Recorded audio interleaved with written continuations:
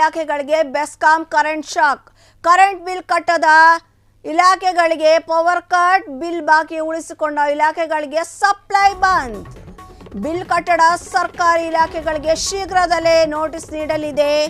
ಬೆಸ್ಕಾಂ ಎಷ್ಟೇ ಮನವಿ ಮಾಡಿದ್ರು ಕರೆಂಟ್ ಬಿಲ್ ಕಟ್ಟದ ಇಲಾಖೆಗಳು ಕರೆಂಟ್ ಬಿಲ್ ಕಟ್ಟಿ ಕನೆಕ್ಷನ್ ಪಡ್ಕೊಳ್ಳಿ ಅಂತ ಬೆಸ್ಕಾಂಗೆ ಬರಬೇಕಿದೆ 4,192 ಕೋಟಿ ರೂಪಾಯಿ ಬಾಕಿ. ಇದು ಬಾಕಿ ಇರುವಂತ ಕರೆಂಟ್ ಬಿಲ್.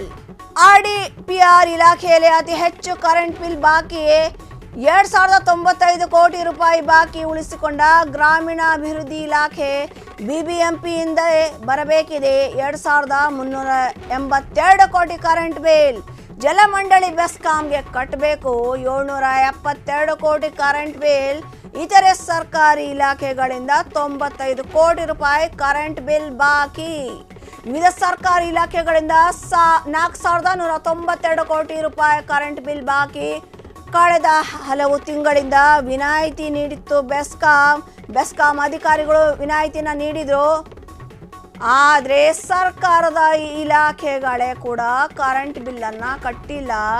ಹೆಚ್ಚಿನದಾಗಿ ಟಾಪ್ ಲಿಸ್ಟಲ್ಲಿ ಕರೆಂಟ್ ಬಿಲ್ ಕಟ್ಟದೇ ಇರೋದು RDPR ಇಲಾಖೆ. ಹಾಗಾದರೆ ಗ್ರಾಮೀಣಾಭಿವೃದ್ಧಿ ಸಚಿವರು ಏನಂತಾರೆ ಕೇಳಬೇಕು. ಸರ್ಕಾರಿ ಇಲಾಖೆಗಳಿಗೆ ಬೆಸ್ಕಾಂ ಈಗ ಕರೆಂಟ್ ಬಿಲ್ ಕಟ್ಟದೇ ಇರುವಂಥವ್ರಿಗೆ ಕರೆಂಟ್ ಶಾಕ್ ಕೊಟ್ಟಿದೆ. ನೀವು ಬಿಲ್ ಕಟ್ಟಿಲ್ಲ, ಹಾಗಾಗಿ ನಾವು ಪವರನ್ನು ಬಂದ್ ಮಾಡ್ತೀವಿ. ಸಹಜ.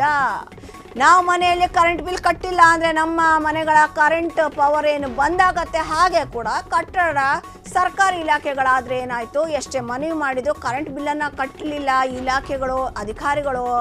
ಕರೆಂಟ್ ಬಿಲ್ ಕಟ್ಟ್ರಿ ಕನೆಕ್ಷನ್ ಪಡ್ಕೊಳ್ಳಿ ಅಂತ ಬೆಸ್ಕಾಂ ಗೋಗರಿಯುವಂಥ ಪರಿಸ್ಥಿತಿ. ಸರ್ಕಾರನೇ BBMP ಬೆಸ್ಕಾಂಗೆ ಬರಬೇಕಿದೆ 4,192 ಕೋಟಿ ರೂಪಾಯಿ ಬಾಕಿ.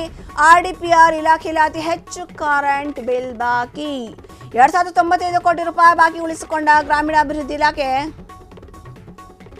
BBMPಯಿಂದಲೇ ಬರಬೇಕಿದೆ 2,382 ಕೋಟಿ ಕರೆಂಟ್ ಬಿಲ್. ಜಲಮಂಡಳಿ ಬೆಸ್ಕಾಂಗೆ ಕಟ್ಟಬೇಕು ಬಾಕಿ ಕರೆಂಟ್ ಬಿಲ್.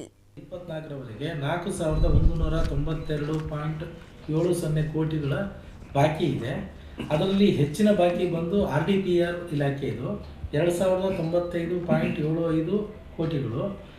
ಸೆಕೆಂಡ್ ಹೈಯೆಸ್ಟ್ ಬಾಕಿ ಅಂದರೆ BBMPಯ ವಾಟರ್ ಸಪ್ಲೈ ಮತ್ತು ಸ್ಟ್ರೀಟ್ ಲೈನ್ದು 1,141.72 ಕೋಟಿಗಳು.